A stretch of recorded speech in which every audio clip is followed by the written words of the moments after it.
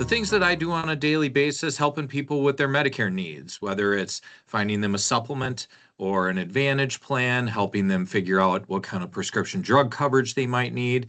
But a lot of times when people are coming off of group coverage, they are also looking for something to continue their dental, their vision coverage.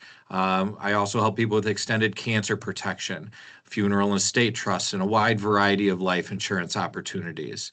You may or may not have some of these things covered, but my job is to make sure that any of the gaps that you see fit that you might need, that we make sure we cover those gaps.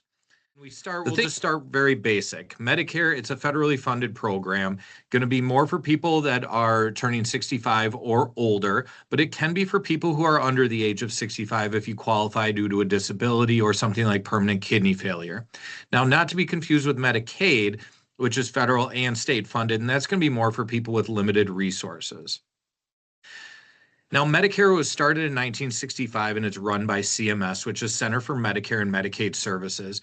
And over the years, they've tried to enhance Medicare. So by adding prescription drug coverage, and then within that, the Inflation Reduction Act that came up a number of years ago had phases that helped make the drug plans a little bit better. So making insulins $35 a month, or catastrophic coverage, making it so that your medications are free when you get into catastrophic coverage, getting rid of the donut hole, adding a cap that you can spend on your medications each year. So, and then adding preventive care when the Affordable Care Act came around in 2010. So then there are a lot of different resources that are out there that you can look to get some of those questions answered as well. So now we get to the four parts of Medicare, or what we call the alphabet soup. So A, B, C, and D. A is all about your inpatient hospitalization. B is all about your outpatient medical. Part C is privatized Medicare or Advantage plans. And Part D is prescription drug coverage. So we're going to break each of these down individually. And as we do that, we're going to slowly fill in portions of this healthcare pie to see where is Medicare covering certain things, but where are the gaps left over? What does original Medicare not cover? Well, they aren't going to cover anything as far as routine dental, like cleanings, exams, crowns, bridges, fillings, root canals.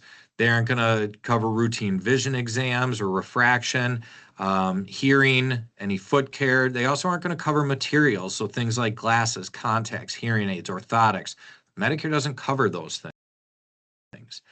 Medicare doesn't cover anything long-term care, like in a nursing home, alternative medicine. If you're someone who likes to take more of a holistic approach, that's fine, but that's going to be an out-of-pocket expense. Medicare is only going to cover things that have been, put through the FDA, approved, and all that.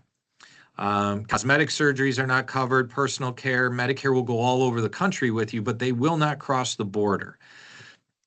Prescription drugs, we're going to talk about that coverage shortly here, and nothing non-medical. So examples of that would be, let's say you decide that you want to go get a second opinion and you found a specialist that works halfway across the country, okay?